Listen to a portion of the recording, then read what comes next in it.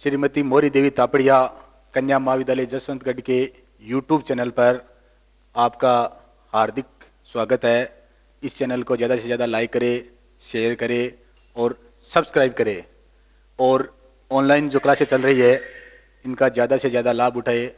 जैसा कि अपने बीए फर्स्ट ईयर की पिछली क्लास में मनु को पढ़ा था, भारतीय राजनीतिक विचारक के, अब अपन आज है वो आचार्य विष्णुगुप्त कौटिल्य को पढ़ेंगे। इनका नाम है वो, मूल नाम है वो विष्णुगुप्ता कौटिल्य। एक कुटिल नामक ब्राह्मण वंश में इनका जन्म होने के कारण इसे इन्हें कौटिल्य कहा गया था और आचार्य इनके पिता थे। तो कौटिल्य के बारे में या चाणक्य के बारे में कौन नहीं जानता है, जिन्होंने भरी सभा में नंद राजा था जिन्होंने इनका अपमान किया था और भरी सभा में उन्होंने अपमान का बदला लेने के लिए है वो शपथ ली थी और नंद वंश को समूल नष्ट करके चंद्रगुप्त मौर्य को प्रधानमंत्री बना के मौर्य साम्राज्य की 322 ईस्वी पूर्व में स्थापना की थी। तो अपन आज चाणक्य है, कौटिल्य है, विष्णुगुप्त है, इनके बारे में पढ़ेंगे। अब चाणक्य है, इनका एक कोटेशन है, इसने राजा के लिए कहा है कि राजा को इस प्रकार से कर्तव्य पालन होना चाहिए, अपनी जो प्रजा है इसके कल्याण में हमेशा रत रहना चाहिए।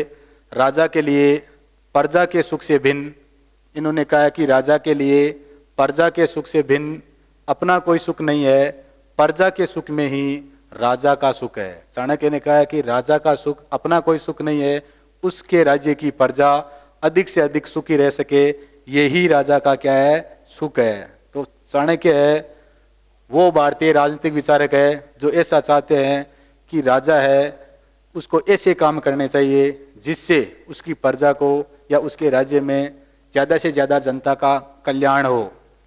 चाणक्य सबको ही पता है, इन्होंने अर्थशास्त्र नामक ग्रंथ लिखा था जो इनकी रचना है बहुत प्रमुख। इसमें इन्होंने 4 प्रकार की विद्याएं बताई है अर्थशास्त्र में कि ये 4 प्रकार की विद्याएं या ये शासन करने के तरीके हैं। पहली है आणविक सिक्की। आणविक सिक्की है, इसमें आध्यात्मिक और नैतिक दर्शन के बारे में है। आणविक सिक्की में आध्यात्मिक और नैतिक दर्शन के बारे में है। दूसरी है त्रयी। त्रयी में धर्म, अधर्म और वेदों के ज्ञान के बारे में है।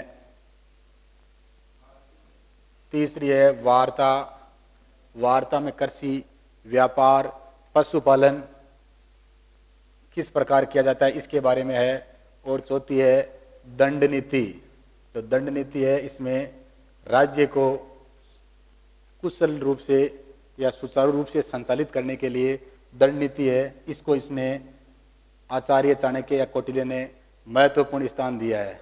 तो इन्होंने कहा है कि विद्या वह है जिसमें धर्म व अधर्म का परिज्ञान है और सिद्धि हो, किंतु इनमें दंड नीति, जो दंड नीति है ये सर्वाधिक महत्वपूर्ण है। कौटिल्य ने दंड नीति को इन 4 नीतियों में या चारों विधाओं में सर्वाधिक महत्वपूर्ण माना है। इसमें ये क्वेश्चन काफी बार आया हुआ है कि कौटिल्य ने कौन सी नीति को सर्वाधिक महत्वपूर्ण माना है, तो किसको माना है, दंड नीति को। और संपूर्ण सांसारिक जीवन है वो कौटिल्य मानता है कि संपूर्ण सांसारिक जीवन है वो दंड नीति पर ही आधारित है। दंड नीति को सर्वाधिक महत्वपूर्ण क्यों मानता है, क्योंकि संपूर्ण जो सांसारिक जीवन है वो दंड नीति पर ही आधारित है। तो ये 4 प्रकार की विद्याएं, आणविक सिक्की, त्रयी, वार्ता और दंड नीति, और इसमें सर्वाधिक महत्वपूर्ण किसको मानता है, दंड नीति को मानता है।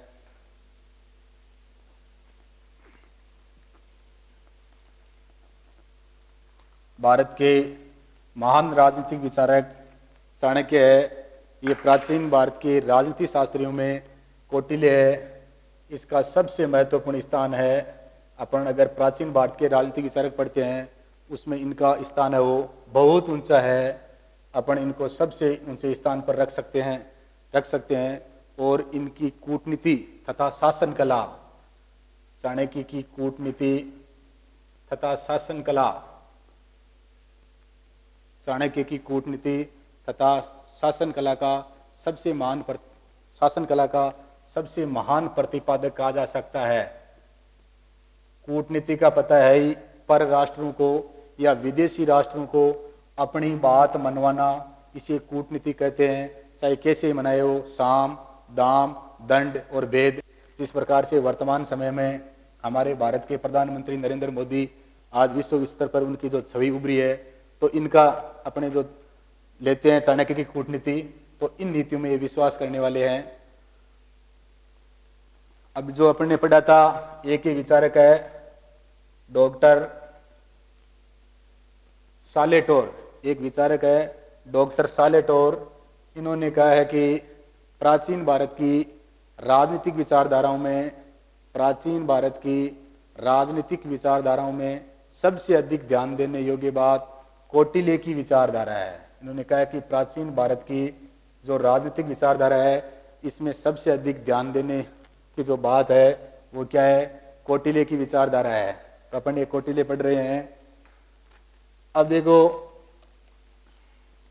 अपन आचार्य चाणक्य या विष्णुगुप्त के बारे में, इनका जीवन परिचय अगर अपन देखते हैं तो इनका जीवन के बारे में, इनका जन्म कब हुआ, इसका कोई निश्चित जो डेट है वो अपने पास उपलब्ध नहीं है।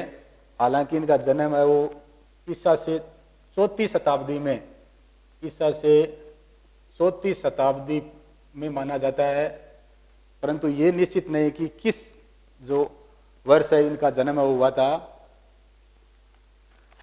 इनका नाम विष्णुगुप्त, कौटिल्य और चाणक्य, मूल नाम है इनका क्या था, विष्णुगुप्त कौटिल्य। कुटिल ब्राह्मण नामक वंश में जन्म होने के कारण, और चाणक्य इनके पिता का नाम था, आचार्य ये थे ही। अब कुछ ग्रंथ है, सभी जो धार्मिक ग्रंथ है उनमें इनको, इनके जन्म स्थान को लेकर एक मत नहीं है। जो बौद्ध धर्म के ग्रंथ है वो कहता है कि इन महान आचार्य की जो जन्मभूमि है वो तक्षशिला है। क्वेश्चन ये कुछ पूछा गया है कि बौद्ध धर्म के ग्रंथों के अनुसार आचार्य चाणक्य का जन्म स्थान कौन सा है, तो ध्यान रखना है तक्षशिला। बौद्ध ग्रंथ है वो चाणक्य की जन्मभूमि है, वो किसको मानते हैं, तक्षशिला को मानते हैं। तो जैन ग्रंथ है वो आचार्य चाणक्य या विष्णुगुप्त की जो जन्मभूमि है वो मैसूर के श्रवण बेलगोला स्थान को मानते हैं, जो वर्तमान समय में कहाँ है, कर्नाटका में है। और कुछ जो विद्वान है इनका जन्म स्थान, जो अन्य विद्वान है वो इनका जन्म स्थान नेपाल के तराई क्षेत्र में मानते हैं। इस प्रकार ध्यान रखना है, चाणक्य या आचार्य विष्णुगुप्त के जन्म को लेकर विभिन्न विद्वानों में मतभेद है, एक मत नहीं है इनका। बौद्ध धर्म वाले ग्रंथ कहते हैं कि आचार्य चाणक्य का जन्म तक्षशिला में हुआ था। जैन ग्रंथ कहते हैं मैसूर श्रवण बेलगोला जो वर्तमान में कर्नाटक है वहां हुआ था। और कुछ अन्य विद्वान कहते हैं इनका नेपाल के तराई क्षेत्र में हुआ था। इन बातों का अपने को ध्यान रखना है। आचार्य चाणक्य की जो शिक्षा दीक्षा है वो नालंदा विश्वविद्यालय में हुई थी। ये क्वेश्चन काफी बार आया हुआ है कि आचार्य चाणक्य की जो शिक्षा दीक्षा या इनकी शिक्षा वो कहाँ हुई थी, तो नालंदा विश्वविद्यालय में हुई थी। तो इन बातों का अपने को ध्यान रखना है कि आचार्य चाणक्य का बौद्ध जो ग्रंथ है वो जन्म कहाँ मानते हैं, जो जैन ग्रंथ है वो जन्म कहाँ मानते हैं, इन बातों का अपने को ध्यान रखना है। अब जो आपको मैंने बताया था, इनका महत्वपूर्ण ग्रंथ है कौन सा, अर्थशास्त्र। आचार्य चाणक्य का जो महत्वपूर्ण ग्रंथ है उसका नाम क्या है, अर्थशास्त्र है। अर्थशास्त्र की रचना किसने की थी, आचार्य चाणक्य ने की थी। तो जो अर्थशास्त्र है राजनीतिक और शासन कला की एक महान रचना है। अर्थशास्त्र है वो राजनीतिक और शासन कला की एक महान रचना है। कौटिल्य की जो अर्थशास्त्र है इसको राजनीतिक और जो शासन कला है इसकी महान रचना माना जाता है। डॉक्टर आल्तेकर ने चाणक्य के बारे में कहा है कि राजनीति शास्त्र में अर्थशास्त्र का, आल्तेकर ने कहा है कि राजनीति शास्त्र में अर्थशास्त्र का वही स्थान है जो व्याकरण शास्त्र में किसका है, पाणिनि का है। जो व्याकरण शास्त्र में पाणिनि की अष्टाध्यायी का है, वही राजनीति शास्त्र में स्थान अर्थशास्त्र का है। पाणिनि की भांति कौटिल्य ने समस्त पूर्ववर्ती विचारकों को पर्दे के पीछे कर दिया। सभी विचारकों है इनको पर्दे के पीछे डाल दिया और उनके ग्रंथ धीरे धीरे उपेक्षित हुए, लुप्त हो गए। अर्थशास्त्र की रचना, अब अपन पढ़ेंगे अर्थशास्त्र की जो रचना है, अर्थशास्त्र की रचना है वो गद्य और पद्य दोनों भागों में की गई है। तो अपने को ध्यान रखना है अर्थशास्त्र की रचना, तो अर्थशास्त्र की रचना है वो गद्य और पद्य दोनों में की गई है। अर्थशास्त्र है, ये क्वेश्चन काफी बार आया है। अर्थशास्त्र में 15 अधिकरण है, अर्थशास्त्र में 15 अधिकरण है, 150 अध्याय है, 150 अध्याय है और 180 प्रकरण है। ये क्वेश्चन काफी बार आया है कि अर्थशास्त्र है, इसकी रचना है वो गद्य और पद्य दोनों भागों में की गई है। अर्थशास्त्र में 15 अधिकरण, 150 अध्याय और 180 प्रकरण। पिछली बार जो मैंने नेट का एग्जाम दिया था उसमें पूछा गया था कि इनमें से अर्थशास्त्र में है या अर्थशास्त्र भागों में बंटी हुई है, तो ध्यान रखना है 15 अधिकरण, 150 अध्याय और 180 प्रकरण। अब इसके जो प्रथम 15 अधिकरण है, इसमें से जो इसके प्रथम 5 अधिकरण है, अर्थशास्त्र के जो प्रथम 5 अधिकरण है, इसमें राज्य के आंतरिक प्रशासन, राज्य का आंतरिक प्रशासन है, इसका किस प्रकार से संचालन किया जाएगा या राज्य में आंतरिक प्रशासन है वो किस प्रकार से चलाया जाएगा, प्रथम 5 अधिकरणों में इसके बारे में जानकारी है। और जो 6 से लेकर 13 अधिकरण है, 6 से लेकर 13 अधिकरण है या 6 से लेकर जो 13वां अधिकरण है, उसमें है वो राज्य के वैदेशिक संबंधों, परराष्ट्र नीति से संबंधित है, विदेश नीति से संबंधित है। तो प्रथम 5 अधिकरण है, उसमें राज्य के आंतरिक की राज्य की शासन व्यवस्था है, इसको किस प्रकार से संचालित किया जाएगा। 6 से लेकर जो 13 अधिकरण है, इसमें किससे संबंधित है, परराष्ट्र नीति, मतलब विदेशों से हमारा सिद्धांत है वो किस प्रकार से होगा। जो इन्होंने मंडल सिद्धांत बताया था जिसमें 12 राज्यों का एक वर्त है, उसके बारे में इन्होंने बताया था। अब अर्थशास्त्र के चिंतन की परंपरा, अर्थशास्त्र है इसमें चिंतन की क्या परंपरा है, अर्थशास्त्र है इसके चिंतन की परंपरा आचार्य कौटिल्य बृहस्पति है। अर्थ आ जाए क्वेश्चन कि अर्थशास्त्र के प्रणेता किसे माना जाता है, तो किसे माना जाता है, बृहस्पति को माना जाता है। अर्थशास्त्र का प्रणेता बृहस्पति को माना जाता है। बृहस्पति के अनुसार इस धरती पर अर्थ ही प्रधान है। बृहस्पति ने माना है कि इस पृथ्वी पर, इस संसार लोक में जो अर्थ, जो संपत्ति है वही क्या है, प्रधान है। और अर्थ से ही धर्म और काम है, इनकी प्राप्ति होती है। अगर अपने पास अर्थ नहीं है तो धर्म और काम की प्राप्ति नहीं होगी, और धर्म और काम अगर ये नहीं मिलेंगे तो मोक्ष की मनुष्य की प्राप्ति नहीं हो सकती। तो अर्थशास्त्र का जो प्रणेता है किसे मानते हैं, बृहस्पति को। और बृहस्पति के अनुसार इस पृथ्वी पर, इस धरती पर जो प्रधान पदार्थ है, प्रधान पदार्थ है वो क्या है, अर्थ ही है। इस धरती पर अर्थ कौटिल्य द्वारा प्रतिपादित अर्थशास्त्र में भी अर्थ प्रधान चिंतन का प्रतिनिधित्व किया गया। कौटिल्य ने भी, जो बृहस्पति है, उनके इस विचार को ग्रहण किया गया है और अर्थ प्रधान जो विचारधारा है इसको इन्होंने माना है, जो इन्होंने बृहस्पति से है वो ग्रहण की है। धर्म व काम की उपलब्धि, धर्म और जो काम है इसकी उपलब्धि इसी अर्थ पर माना है। किसने, कौटिल्य ने। कौटिल्य के अनुसार अर्थ का अभिप्राय मनुष्यों से बसी भूमि है। कौटिल्य के अनुसार अर्थ का मतलब होता है मनुष्यों से बसी भूमि, वो भूमि जहां पर मनुष्य बसे हुए हैं। कौटिल्य ने अर्थ का अर्थ ये माना है। अर्थशास्त्र है, इसका अपने को ध्यान रखना है। इसमें 15 अधिकरण है, 150 अध्याय है, 180 प्रकरण है, 1 से लेकर 5 में प्रशासनिक व्यवस्था से संबंधित है, 6 से लेकर 13 है इसमें वैदेशिक मतलब परराष्ट्र नीति से संबंधित है, और बाकी के है उसमें अपन मंडल सिद्धांत के बारे में लिखा जो पढ़ेंगे। अब यह अर्थशास्त्र राजनीति शास्त्र पर लिखी रचना है। अर्थशास्त्र है वो किस विषय से संबंधित है, तो अपने को यह ध्यान रखना है किस विषय से संबंधित है। ये राजनीति शास्त्र से संबंधित है, हालांकि नाम इसका अर्थशास्त्र है, पर ये किस विषय से संबंधित है या किस विषय पर लिखी गई है, तो ये राजनीति शास्त्र पर लिखी गई है।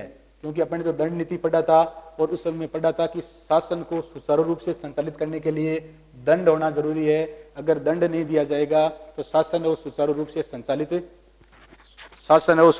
संचालित नहीं होगा। अर्थशास्त्र मूलतः प्रशासन का एक महत्वपूर्ण ग्रंथ है। अर्थशास्त्र में अपने को प्रशासन है इसके बारे में, या प्रशासन या मैनेजमेंट है, ये किस प्रकार से व्यवस्था किस प्रकार से की जाती है, इसके बारे में अपने को जानकारी मिलती है। तो अपने को यह ध्यान रखना है अर्थशास्त्र है किसका विषय है, तो राजनीति शास्त्र का, और इसमें प्रशासन से संबंधित विवरण है कि प्रशासनिक व्यवस्था किस प्रकार बनाई जाती है। अब राज्य की उत्पत्ति से संबंधित मनु के क्या विचार है। मैंने आपको पहले बताया था देवीय सिद्धांत जिस या ईश्वरीय राज्य जिसकी रचना स्वयं भगवान ने की थी। अपन ने पढ़ा था भाई कुछ विचारक मानते हैं कि जो विश्वान था उसका पुत्र मनु था, उसको पृथ्वी पर है वो शासन सही चलाने के लिए या दंड प्रदान करने के लिए मनु को भेजा था, तो वो देवीय सिद्धांत था। देवीय सिद्धांत में ईश्वर है वो राज्य की रचना करते हैं। दूसरा एक होता है शक्ति का सिद्धांत। शक्ति के सिद्धांत में जिसके पास शक्ति है या शक्तिशाली का हित ही न्याय है, ठीक है ना। मत्स्य न्याय मतलब बड़ी मछली छोटी मछली को खा जाती है, जो शक्तिशाली है वो दुर्बल मनुष्यों को खा जाता है, तो ये शक्ति का सिद्धांत था।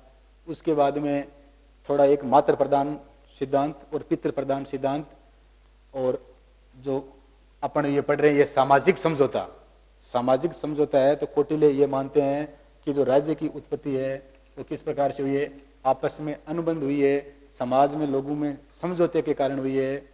तो कौटिल्य मानता है पहले मत्स्य न्याय की अवस्था थी और उसको समाप्त करने के लिए किसकी उत्पत्ति हुई है, राज्य की उत्पत्ति हुई है। मत्स्य न्याय में शक्तिशाली मानव और दुर्बल जो मानव था उनके मध्य संघर्ष था, और उस संघर्ष को समाप्त करने के लिए ही राज्य की उत्पत्ति की गई थी। मनुष्य ने आपस में समझौता करके विश्वमान के पुत्र मनु को है वो अपना राजा बनाया, और लोगों ने अनाज की उपज का 6% भाग, व्यापार का 10% भाग उस राजा को है वो राज्य चलाने के लिए देने का निश्चय किया, जिसके बदले मनु ने या राजा ने राज्य के लोगों की रक्षा करने का वचन दिया। अब अपन पढ़ेंगे राज्य की उत्पत्ति का सिद्धांत। आ जाए कि कौटिल्य है इसने राज्य की उत्पत्ति के कौन से सिद्धांत का यह समर्थन करता है, तो सामाजिक समझौते के सिद्धांत का। और सामाजिक समझौता इसकी जरूरत क्यों महसूस हुई ये आपको पता चल गया। मत्स्य न्याय की अवस्था थी और इसके कारण ही समाज में समझौता करना पड़ा। अब अपन आचार्य विष्णुगुप्त, कौटिल्य, चाणक्य, इनका है वो एक प्रसिद्ध सिद्धांत है कौटिल्य का सप्तांग सिद्धांत। कौटिल्य का सप्तांग सिद्धांत, तो कौटिल्य का अपने सप्तांग सिद्धांत पढ़ेंगे। इसने राज्य को संपूर्ण शरीर या सावयव माना है और अलग अलग अंगों के रूप में उसकी व्याख्या की है। तो राज्य का सप्तांग सिद्धांत, राज्य को इसने शरीर माना है, संपूर्ण मनुष्य का शरीर या कोई संपूर्ण वस्तु माना है, जिसे सावयव कहते हैं। अब जो सप्तांग सिद्धांत है अपन ने मनन पढ़ा था वही था। तो सबसे पहले स्वामी या राजा, राज्य का महत्वपूर्ण या अनिवार्य अंग है वो स्वामी या राजा है, और राजा में है वो शारीरिक शक्ति होनी चाहिए, आत्मिक बल होना चाहिए, मानसिक एवं बौद्धिक गुण से युक्त होना चाहिए। राजा है उसमें विभिन्न प्रकार के शारीरिक है, मानसिक है, आत्मिक है, बौद्धिक है, इन गुणों से युक्त होना चाहिए। अगर राजा में ये गुण नहीं है तो वो शासन सही नहीं कर सकता। कौटिल्य ने आत्मसम्मत कौटिल्य ने इनको आत्मसम्मत की संज्ञा दी है। जिस राजा में या जिस शासक में ये गुण होंगे वो राजा अपना राज्य संचालित करने में उतने ही बढ़िया तरीके से चला पाएगा।